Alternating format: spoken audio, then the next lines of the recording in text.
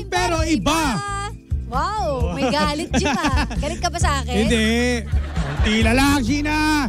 Okay, oras natin, 5:32 na mga pangga. At ito na ang huling oras ng programang Anong Drama Mo? Pero bago lahat mga pangga, ito muna sa lahat ng mga riders natin, sa lahat ng mga back riders, di ba? Lahat po, ito mga pangga.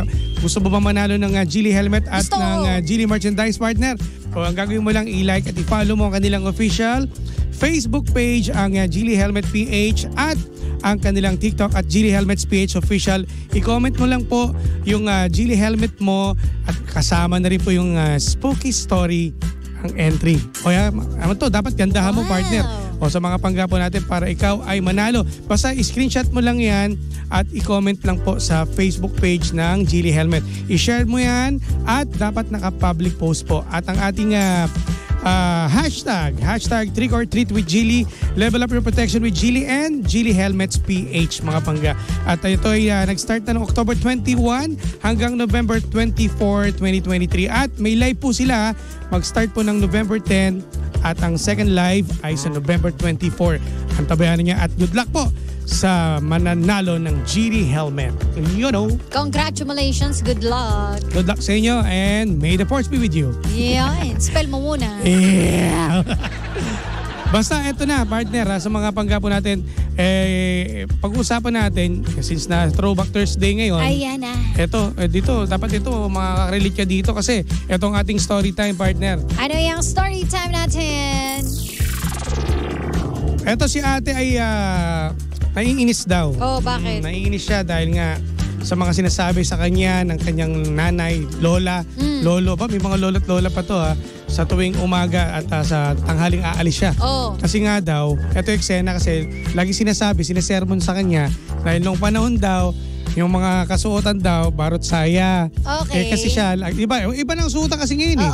Diba yung mga suotan ngayon, labasan na ng mga, hindi mo alam kung nakahubad na. Ang tanong ngayon ni ate, ano-ano nga ba ang kadalasang sinasabi sa inyo ng nanay niyo, ng lola niyo, o sino mo nakakatanda sa inyo, na nakukumpara ang henerasyon noon at ngayon sa tuwing kayo pinapagalitan? No, ikaw bilang iba na suotan mo ngayon eh. Oo, iba na talaga yung diba bawal yan? Hoy! Sige. Pwede naman. Depende lang sa kasi, kung anong pupuntahan mo, anong klaseng event.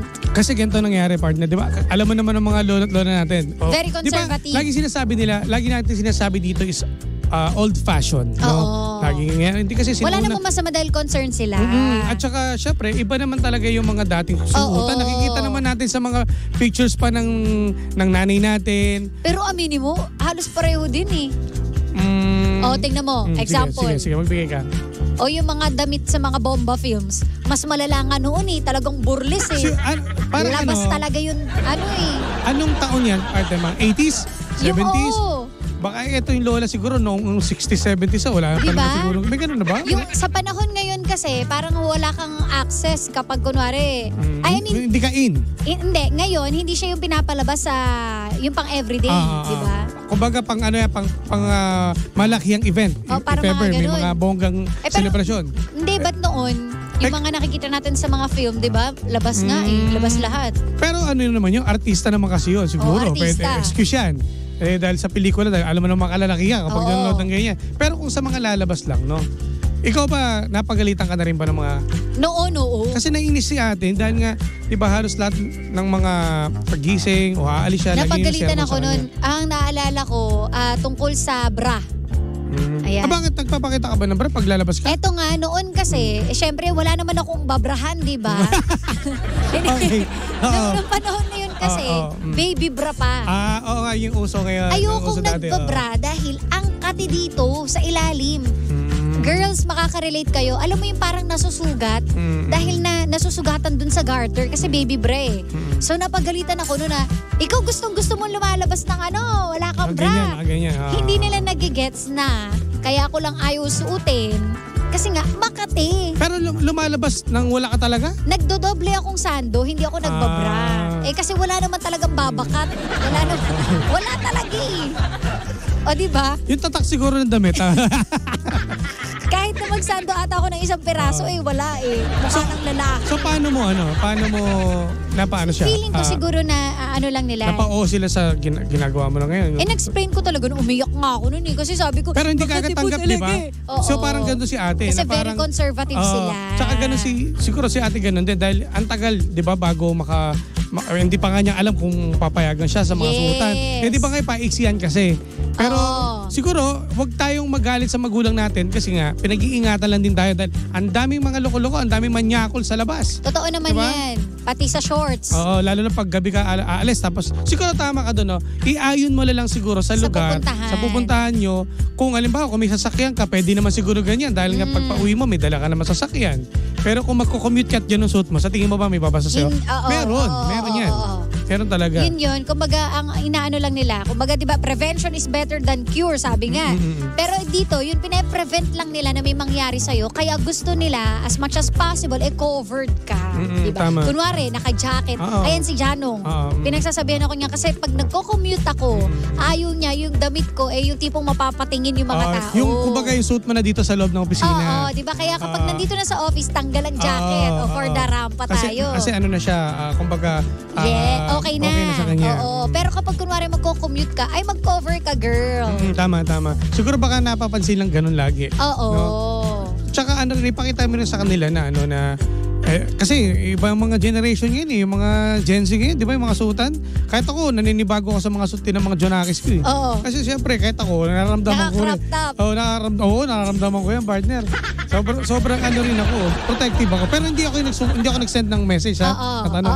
Nagkapares lang. Pero huwag ka mag-alala, naniniwala ako sa'yo. Ang sa akin lang naman kasi, partner, yung parang i-guide mo pa rin sila, no? Ituro mo pa rin at sa tamang lugar kung ano susutin mo. Yes. Kasi baka nakasanayan din kasi iba kasi ng mga kabataan, lagi na lang yun ang paborito nila. So parang in sila dun So try nyo lang din na iayon sa mga pupuntahan po natin. Halimbawa, Jim, pupunta ka ng simbahan. Hindi ka mag-short sa simbahan at magsa-spaghetti strap. Basta sermon ka ng pare. Di ba? Ano rin yun, nag-i-issue na rin yun sa simbahan na bawal ka talaga pumatay. Iba doon, naka-sleeveless. Correct. Iba dun. Kaya ngayon, di ba yung mga asutan nila, di ba? Iba na. Iba. Kunwari, pupunta ka ng burol. Makikilibing ka. Tapos ang suot mo ay nag-glitters na naka-crop top ka. Parang kala mo party pupuntahan. Naka-mini skirt. Tapos naka-fishnet. Siyempre, hindi naman ganon. Diba? May mga siguro in time matatanggap ng magulang mo yan. Pero siyempre, depende sa mga okasyon. Yun lang naman napakasimple. Oo, yun lang. Diba, te? Siguro mahirap kasi magkumpara sa panahon noon, ngayon. Kasi ganun din naman noon May mga nag-swimsuit din naman siguro noon. yung dati sa panahon nila, yung mga konting labas lang, na yun, parang big deal. Bawal na. Ngayon kasi 'di ba, iba na nga, wag natin ikumpara. Hindi dapat ikinukumpara noon sa ngayon. Kasi ngayon talaga, wala na pakitaan na. Ba't pa nauso yung mga skincare kung hindi mo ipapakita? Di ba? May ganun din. Yun ang mga nila, di ba? Kailangan maputi yung kilikili mo, di ba? Tapos, tapos yung pusod mo, malinis. Yes. May mga rin. Pero hindi po kinukonsinte yung mga ganyang kabataan na magsuot napaka-iksi. Nako. Oo. Mahirap kasi lalo kapag wala kang kasama. Alam nyo, intindihin na lang natin na natatakot lang sila na mapahamak ka. Yun lang. Yun Isipin mo lang yun na may care sila sa'yo. Oo. Siyempre, magulang mo yun. Ito, tulad ito. Natural na sa mga Pinay yan. Tuwing umaga, marami akong nakakasabay na babae, partner sa bakery. Nabili ng pandisan na walang bra. Tinatakpan lang na nila ng braso. Hindi lang tinatakpan ng braso. Tinatakpan lang ng tuwalya. Di ba nakatuwalya pa? Ay, bawal sa amin yan. May mga nakatuwalya pa. Di sana nag-suit ka na ng bra. Di ba kung tatakpan mo lang? Diyan kami napapagalitan. Isa ako sa napapagalitan noon. Ano ba mga kadalas? Bata? Dahilan ko yun Huwag mo ko utusan, wala akong bra. Ganon. Eto, Magda na. Paano pag nanay nag-given na ba yun na wala nang pakialam? Hindi pa rin Di ba? May mga iba pa rin ibang mga tingin, mga lalaki. Alam mo kasi, ang hirap din isipin, katulad nung iba, ipapasok nila kapag kunwari, paano kapag nagpapa-breastfeed? Yung makikita, syempre ibang angulo na naman yun. Siguro kung ifo-focus na lang natin sa pagdadamit, inaayon po sa okasyon. Inaayon na lang sa pupuntahan. Ganun lang kasimple. Kung sinisita kayo, siguro sa rason yun na gusto lang nila na maging safe ka. Tama. Pero kapag ang rason ng isang tao magmaikli ka kasi mahaba kang damit.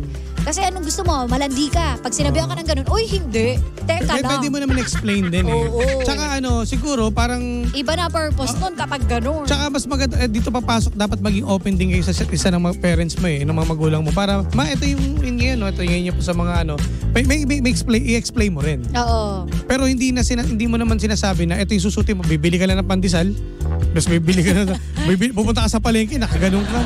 Diba? Hindi, may lugar. Oo. Sabihin nyo rin yung sa magulang nyo, ito sa dibu, alam mo, suit mo to, puro napaka, di ba, iba paggandahan ng, iba nakagaon pa nga depende sa team ng Kunwari swimming. Oo, yan. Kailangan naman mag-jogging pants ka sa swimming. Diba? Tsaka naman sa mga balahura po, ibig sabihin ko, yung pagpupunta lang po doon sa labas, di ba, pupunta ng palengke, walang suit na bra, o iba naman may suit na bra, kitang-kita naman, ang dumi. O iaayusin yung sarili nyo. Kaya minsan, tingnan mo, partner, sabi ni Senyo, tas yung bra, ang dumi pa, di ba? Para hindi kayo na may masasabi. Tsaka hindi, rin yun protection yun sa sarili yun. Mahirap kapag madumi ang bra. Mag-accumulate dyan yung mga bakterya, di ba? Ewan ko dito, tingnan mo, dami nalalaman nila. Kasi yan madalas nakikita natin. Yung dati nga, ito kwento ko lang yung nagahuli pa kami ni Kapitana, magkasama pa kami noon. Pag pupunta kami sa isang lugar, sa isang barangay, sa loob, pagpasok ko, pagtingin ko nga, nakatuwa nila si ate. Di ba? May tao, kakatok. Kasi nakikinig ng radyo, kakatokin namin, di ba? Tatanungin namin kung anong station yung pinapakainin. Pasensya na. Alam niyo kasi, feeling ko lang naman, hindi naman ako makapagsalita para sa lahat ng kababaihan, pero kasi, komportable yung mga babae kapag walang bra. Sige. Pero, yun nga, concern naman yung mga tatay natin, mga kuya natin, boyfriend, asawa, na kapag lalabas tayo, baka yung tingin ng ibang lalaki, yung mga masasama, alam mo yun, baka mabastos tayo. Pero gets ko po yung point na ang komportable kapag walang nakaharang. Pwede nyo naman huparin yan kapag nasa bahay kayo, pag matutulog. Di ba pag nasa bahay lang kayo lang. Pero pag bibisita, ikaw, magsusot ka. Nakabra ako syempre. Dapat. Di ba? Yung iba hindi Iba na, yung kinuwento ko, bata pa ako noon. Syempre ngayon, nakabra ako lagi. Pag si Kuya Chico, pumunta sa inyo. Uy, nakabra din ako. Yun. Pati siya nakabra, bakit? Hindi, basta okay lang naman din yung kahit madumi yung bra, basta huwag nyo na ipakita. Itago nyo na ng damit. Para hindi napapansin ng mga tao.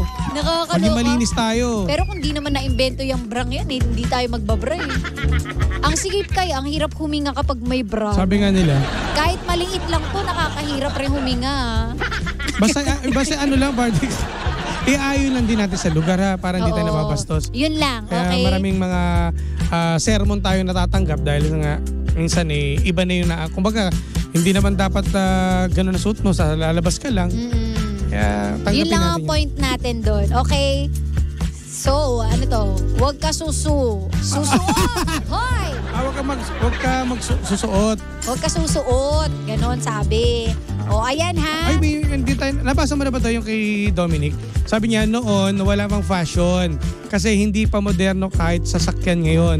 Fashionista na at moderno kasabay ng mga sasakyan at gadget. Subukan kaya sumakay sa time machine para bumalik ka to. Ewan kasi, Dominic. Kung may time machine lang di ba? Why not? Mas makita pa dati Naku, susunod pag-usapan natin yung struggle. Ang hirap kayo maging babae. Hirap makahanap ng right size ng cut, ng bra, ng design. Sige, pag-usapan natin yan. Naintindihan naman ang hirap ng mga ang sitwasyon ng babae. Oo. Lalo na pag nabuntis kayo, hindi naman ganun kasimple. Mahirap talaga. Panty nga lang namin, hirap na hirap din kaming pumili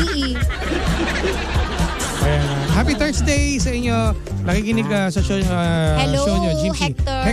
Ayan, lang, ate. Okay. Huwag mong masamain yung sinasabi ng magulang mo. Yes, concern lang siya.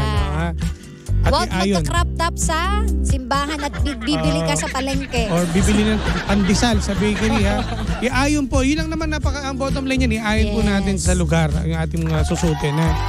Alright. Ako dahil dyan, panibagong drama na naman ang hindi natin nasolusyonan pero ating napag-usapan. Kaya masasabi ng Jimsy dyan ay, anong drama mo? Uy, may mabol pa. Noon kasi pwede daw yun, hindi daw nakakahiya. Ngayon nakakahiya na. Ay, anong noon? Yung hindi paglabas ng walang bra? Baka yun, paglabas ng walang bra? Baka. I don't know. Wala pa man yakol yung masyado. Siguro ano pa talaga, ilan-ilan lang. Ngayon kasi nagkalat na Ewan ko, Diyos ko. Ba't kasi ganun Ba't kasi ganun? Malalaman nyo ang tamang panahon. Malalaman sa tamang panahon. Gusto ko mo lang mamangaral na ako ngayon. Huwag mo na. Ano ipapangaral mo? Ay, papangaral mo. Oh. Okay? At dahil dyan, Ay, mga panggaha, don't forget to like, follow, and share pala Sheena 1067 At sa akin po, DJ Jimbo. Ito pala sabi ni Dominic kanina naputol Huwag kang magsusuot ng malaswa kung hindi ka mababastos. Para hindi ka mabastos. Sige, tama. Sige. Okay. Alam mo na, susunod may part 2 to, pangga. May part 2. Lalo yung pag-uusapan natin. Hello kayo kay Sir Darwin Peran. Hello po. Boss Jaime. At kay Maricar. Hello po. Hello. Hello. Oh, wala na tayong Ilang. habulin. Wala nang babati, B. Salamat. Happy Thursday sa inyo. Alrighty, Ingat po kayo. Patoti. Dahil susunod na, The Monarch of Philippine Radio. Walang ibang kundi si Kuya Chico! Ito na. Ang sabi, mag-iiwan tayo ng bahaghari para sa lahat mga panggari. Para sa atin yan. Mula sa Paper Jam. Enjoy the music mga pangga at bukas ulit panibagong drama na naman ang ating pag-uusapan. Correct! Nakasama mo mga pangga, nag-iisang pabebot na si Sheena. At ang inyong Jimbalicious DJ na si Jimbo. Dito lang yan sa programang Anong Drama Mo? Number 106.7 Energy FM. Pangga, huwag sabihing radyo, sabihin mo!